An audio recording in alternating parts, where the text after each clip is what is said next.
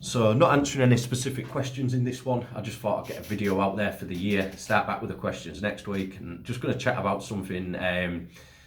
It's a bit of a, not an emotional topic as such. I suppose it pisses me off though, and there's not a great deal that does piss me off seeing it on social media, and that's genetics. So it pisses me off because some people are clearly misleading other people, especially coaches who try and get people to sign up with them. And yeah, it's just the misleading of people that I find it's just fucking annoying. And what the other thing that annoys me is the people who have clearly got good genetics for building muscle and have got into a great physique, have got a great physique on them, will downplay it and they'll just make out that they've worked harder and they're smarter than you are, which now it's like a double-edged sword here, because the people who are looking good generally have trained really fucking hard. They maybe have trained harder than you. They maybe have trained smarter than you.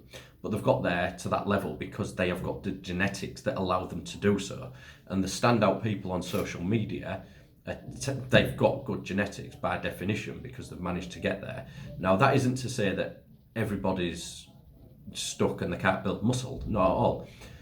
But it's the downplaying of it, and the people don't like to admit they've got good genetics or say they've got good genetics because it seems like it's taken away from the work they've put in. But generally, I'd say the people who've got the best physiques work the hardest. But when you're gaining really fast and you can gain muscle more easily, it's like a snowball effect. So you're going to stick to a better diet and you're going to train harder because you've seen the results from it. I've got clients who'll train really fucking hard, who won't gain as fast as some other clients who don't put as much effort in, but they've just got better genetics. And it is what it is. Like the saying goes, you can't make a pig into a racehorse, but you can make a really fast pig. So I think when you're talking about genetics, yes, it's definitely a cap on your natural level of performance, but it's certainly not something that you should see as self-limiting. I think with strength training, there's more scope to improve year after year than there is in something like bodybuilding. So in bodybuilding, you've got one facet, and that is building muscle. How well do you build muscle? How well do you respond to hypertrophic training? Now, yeah, you can try different rep ranges, you can try this, you can try that, you can try a new program, you can go low volume, you can go high volume. But in the end, if you're consistent, you're going to probably get to the same place, which is your genetic potential. Now, some people say, oh, but you haven't reached your genetic potential because you could still gain a little bit more. And that's true, you could. But what are the top level national bodybuilders who are natural? What are they putting on a year? Maybe a pound, doing everything right? And a lot of people get to that point where they think, is this worth it? I'm putting all this effort in. And I'm not really getting anywhere. And I think at that point, it's just for the love of training, or either that, or you switch your goals, or you jump on drugs, which is one of the ways that you're going to allow yourself to keep building more muscle than you were. Now, like I say, that doesn't mean you can't get any gains at all. It's just that they're significantly slower. But what that also means is you've got to be realistic. If you've been training hard and you've been consistent and you've done most things right out of the gym for the last 6-7 years, you aren't gaining another 40 pound of muscle naturally. You're probably going to struggle to gain 2 pound of muscle in the next year. Now, as I say, I don't want it to be a self-limiting thing, and especially with strength training, because like I say, with strength training, I think there's more scope to carry on building strength compared to bodybuilding, because with strength training, building muscle is one facet. So building more contractile tissue will allow you to apply more force, which means you lift more weight. But you've also got other avenues. So you've got the skill element. So the actual, like your intermuscular coordination, getting your muscles to work together to lift the weight, that can be improved for a long time, in my opinion.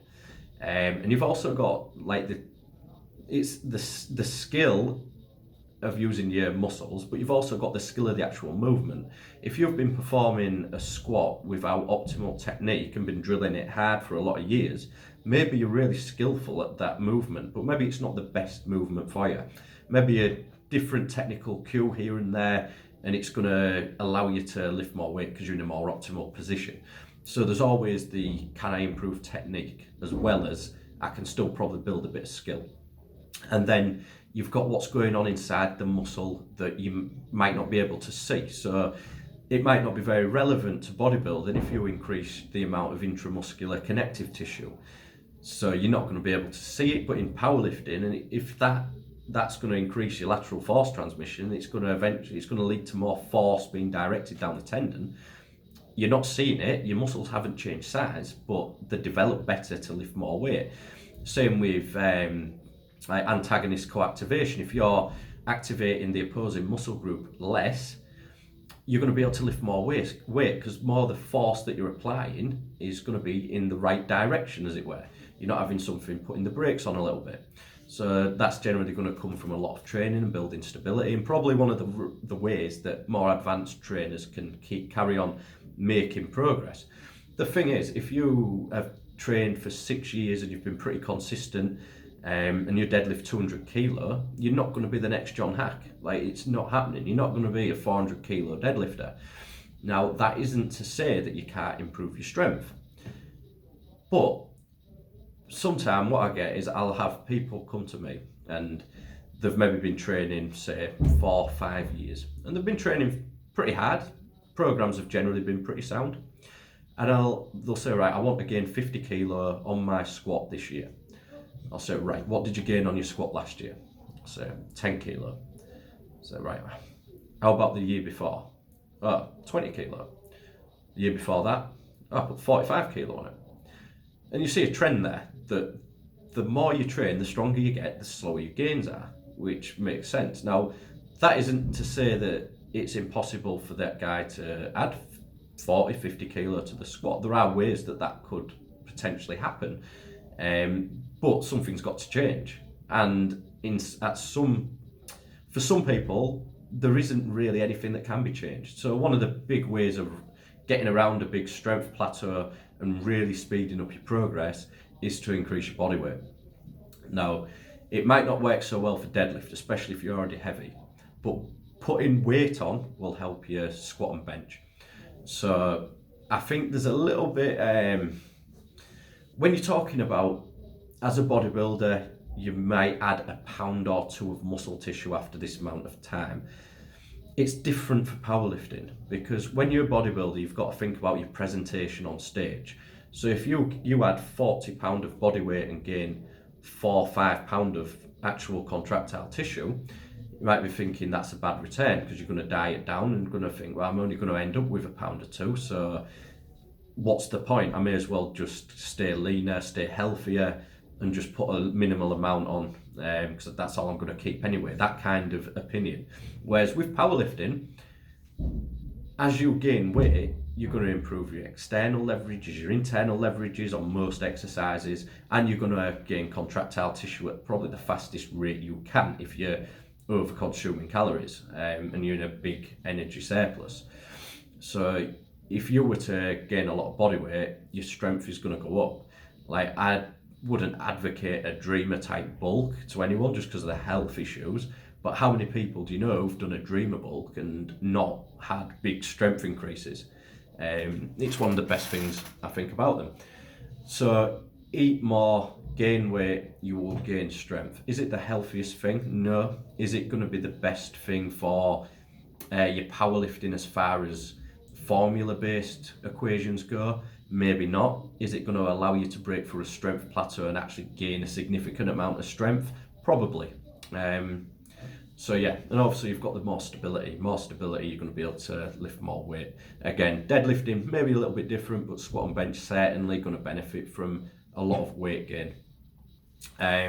So you've got the skill element that you can improve, technical cueing that you can improve, building muscle, but also just putting on more body weight, so you've got less range and your internal levers are slightly more optimal on most exercises.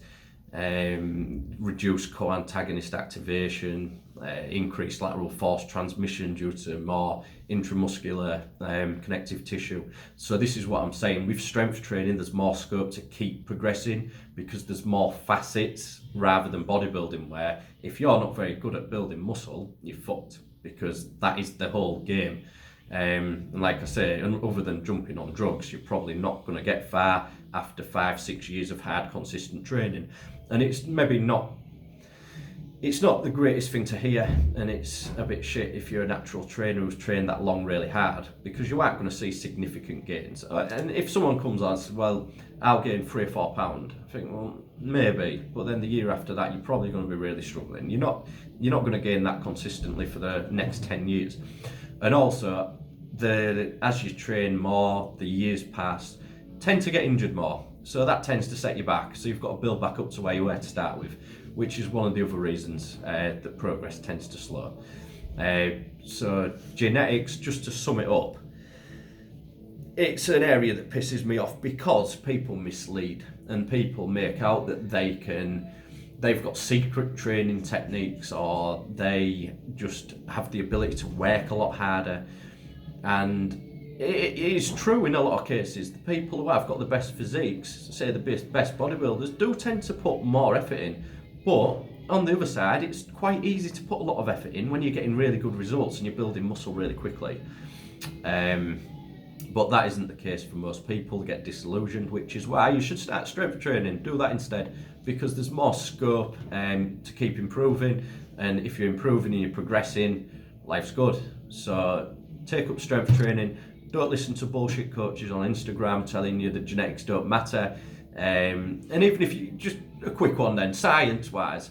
So you've got, you've got the tissue-specific growth inhibitors. So you've got stuff like myostatin.